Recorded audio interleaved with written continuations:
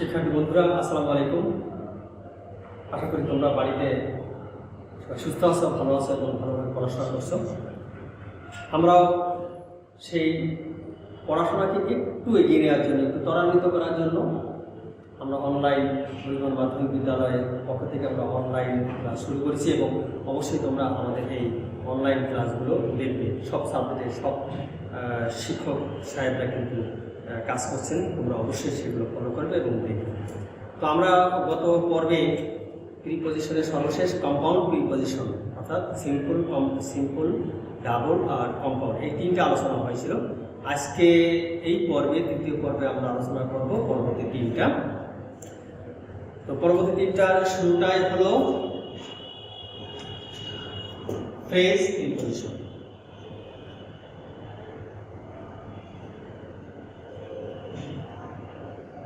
Phrase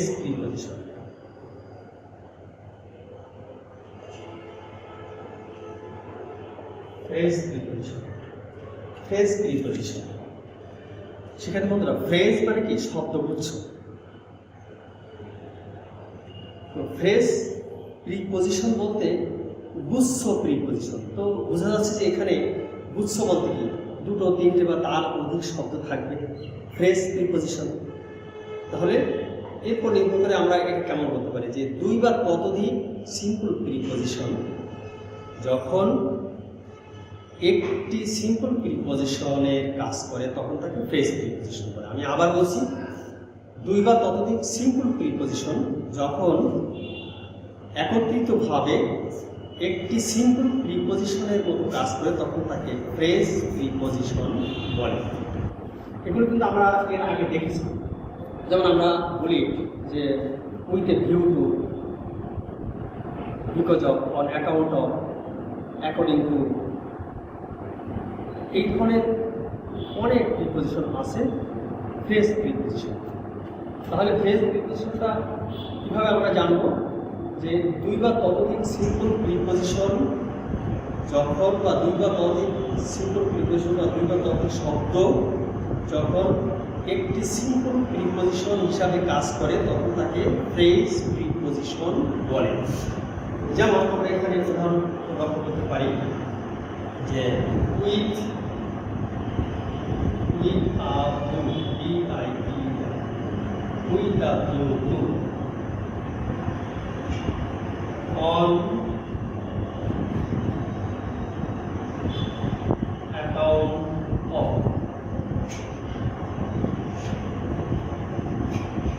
with a view to, on account of, in spite of,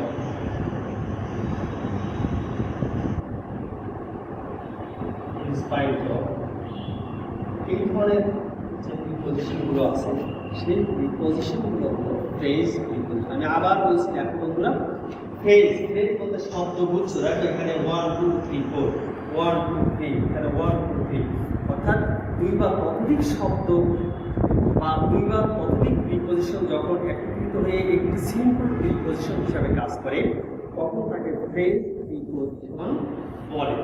এখানে আমরা উদাহরণ হিসাবে লক্ষ্য করছি with a view to, তারপর on account of, in spite of, instead of, in the teeth of, এই ধরনের অসংখ্য ফ্রেজ প্রিপজিশন আছে যেটা আমরা যদি একটু লক্ষ্য করি, একটু প্র্যাকটিস করি, একটু অনুশীলন করি তাহলে কিন্তু আমাদের জানা সম্ভব।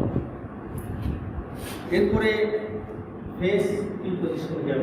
যদি আমরা একটা উদাহরণ সাহায্যে আমরা এখানে বলি, সেটা হলো যেমন I cannot go to school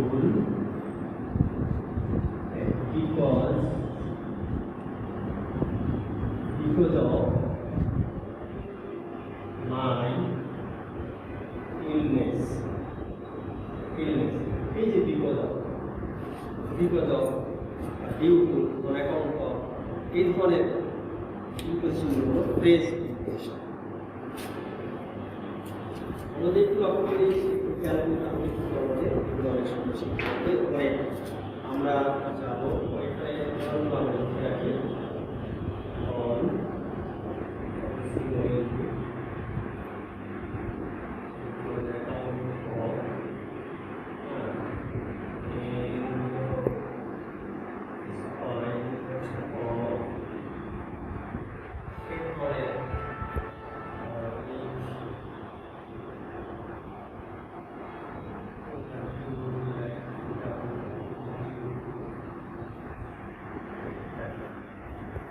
phrase preposition. এরপরে আমরা আসবো পার্টিসিপল প্রিপোজিশন। পার্টিসিপল প্রিপোজিশন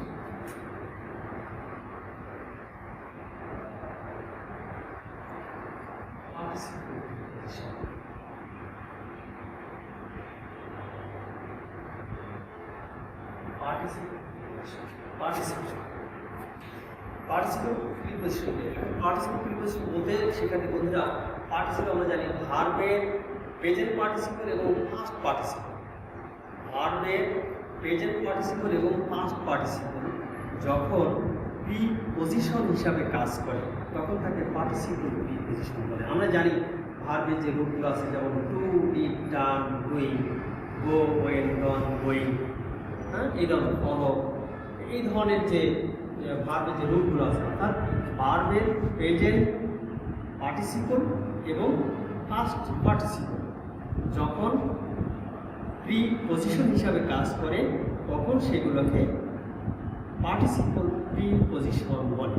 আশা করি তোমরা সুন্দরভাবে বুঝতে পারছো এবং একটু মনোযোগী হইলে তোমার আর সহজে ভুলবে না এবং মনের মধ্যে থাকে। পার্টিসিপল প্রিপোজিশন কি বললাম যে ভার্বের প্রেজেন্ট পার্টিসিপল কি ভার্বের সাথে আইডি যোগ হয়ে এখানে ভার্ব প্রেজেন্ট পার্টিসিপল করে। আর ভার্বের পাস্ট পার্টিসিপল ভার্বের সাথে ই, ডি বা টি বা ইএন যোগ করে ভার্ব পাস্ট পার্টিসিপল। ভার্বের প্রেজেন্ট পার্টিসিপল এবং পাস্ট পার্টিসিপল যখন প্রিপোজিশন হিসাবে কাজ করে তখন তাকে প্রেজেন্ট পার্টিসিপল প্রিপোজিশন বলে। এখন আমরা কয়েকটা উদাহরণ দিই তাহলে ক্লিয়ার হয়ে যাবে। কনসার্নিং,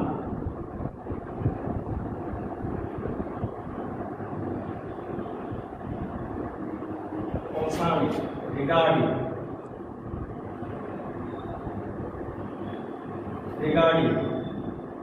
considering,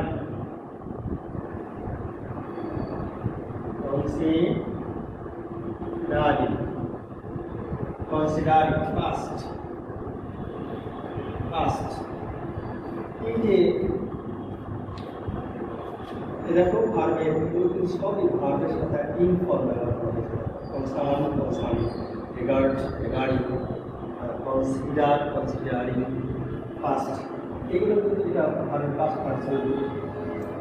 তো আর পার্টিসিপল প্রিপোজিশন হলো যে ভার্বের প্রেজেন্ট পার্টিসিপল এবং পাস্ট পার্টিসিপল যখন প্রিপোজিশন হিসাবে কাজ করে তখন তাকে পার্টিসিপল প্রিপোজিশন বলে।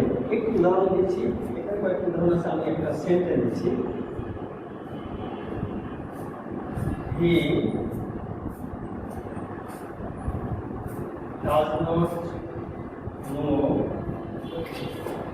He does not know more regarding him.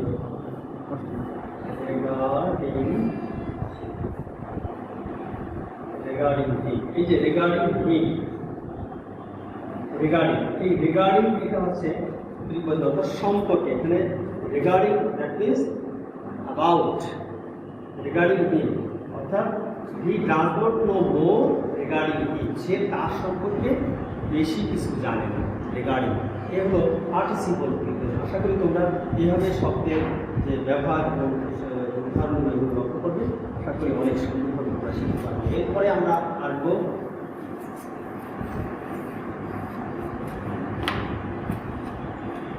Participle preposition গেল। এরপরে আমাদের আসবে ডিসগাইজড প্রিপোজিশন।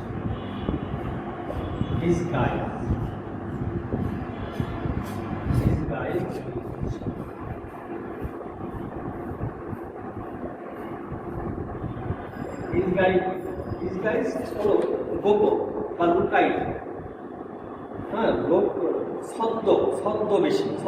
ডিসগাইজড কথার অর্থ হচ্ছে যে এখানে লুকায়িত, গোপন বা ছদ্মবেশী। তাহলে কি আমরা কি বলবো এখানে?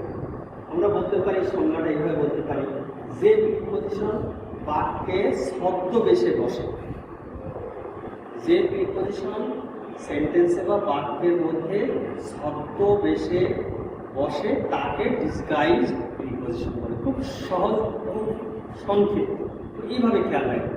ডিসগাইজ প্রিপোজিশন বলে লুকায়িত বা ছদ্মবেশী প্রিপোজিশন। এর বাংলাটা তুমি যদি জানো তাহলে সুবিধা হবে।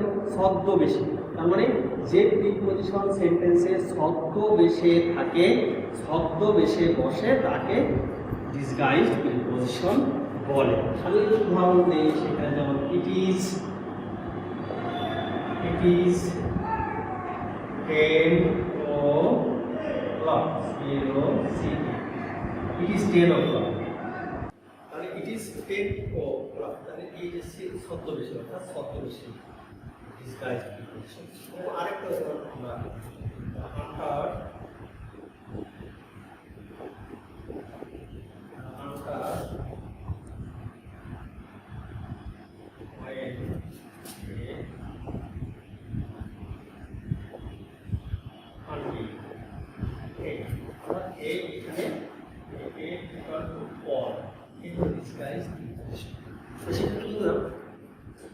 আজকে আমরা আরেকটি কথা লক্ষ্য করে রাখি, আরেক প্রকার বলা যায় না, এটাকে বলাও যায় বা বলা যায় না, যে ডিটাচড প্রিপজিশন বলে একটা প্রিপজিশন আছে, এটা অনেকেই এটাকে 7 নম্বর করেছেন। ডিটাচড প্রিপজিশন হলো এটা সেন্টেন্সের সংশ্লিষ্ট জায়গায় না বসে সেন্টেন্সের শেষে বসে তাকে ডিটাচড প্রিপজিশন। যেমন আমরা বলতে পারি where have you come from, where have you come from, এই ধরনের যে ফ্রমটা শেষে যে বসে এগুলো ডিটাচড প্রিপজিশন। তো সেখান থেকে বন্ধুরা আমাদের আজকে তৃতীয় পর্বে আমাদের প্রিপজিশনের মোটামুটি আলোচনা হলো। পরবর্তী পর্যায়ে কিন্তু আমরা ইভালুয়েশনে যাবো এবং আরও বিস্তারিত ব্যবহারে আমরা যাবো, তখন আমরা আরও পরিষ্কার হয়ে যাবে এবং আমাদের যে প্রিপজিশন সম্পর্কে আমাদের যে এটা আশা করি কেটে যাবে। তোমরা সবাই ভালো থাকো এবং ভালো করে পড়াশোনা করো, পিতামাতার কথা মান্য করে চলবে এবং আবারও যে কথাটা বলি সামাজিক দূরত্ব বজায় রাখা, নিজেদেরকে সেফে রাখা, ঘরে অবস্থান করা, বাইরে গেলে অবশ্যই মাস্ক এবং গ্লাভস পরে যাবো এবং সামাজিক দূরত্ব বজায় রাখবো। সব মিলিয়ে আমরা আমাদের নিজেদেরকে এবং পরিবারকে এবং সমাজকে এবং সর্বোপরি দেশ তথা সারা বিশ্বকে আমাদের এই দায়িত্ব সুন্দর এবং সুস্থ রাখা। এই করোনা মহামারী থেকে আমাদেরকে সবাই মুক্ত থাকি, তার জন্য আমরা সবাই সবার জন্য দোয়া করি এবং চেষ্টা করি। ধন্যবাদ সবাই।